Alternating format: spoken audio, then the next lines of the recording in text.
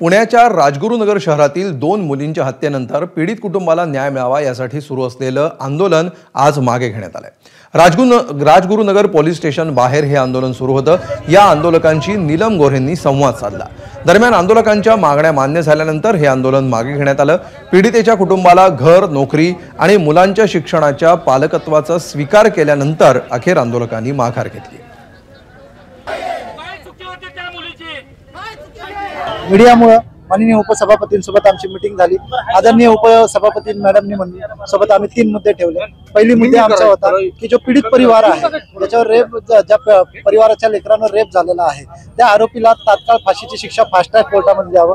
मॅडमनी ती मागणी पूर्ण केली। फास्ट ट्रॅक कोर्ट आणि वकील, सरकारी वकील त्यांनी दिलेला आहे। फास्ट ट्रॅक कोर्ट त्यांनी नियोजन केलेलं आहे। दुसरी मागणी आहे की या पीडित कुटुंबाला सरकारमार्फत काही योजनांचा लाभ भेटला पाहिजे। 50-50 लाख रुपये भेटले पाहिजेत। तर त्यांनी मुख्यमंत्री सहायता निधी आणि इतर योजना ग्रामपंचायतीमार्फत घर देण्याचं नियोजन केलं, त्याच्या शौचालय देण्याचं नियोजन केलेलं आहे। इतरही मागण्या त्यांनी पूर्ण केलेल्या आहेत। एबीपी माझा, उघडा डोळे बघा नीट।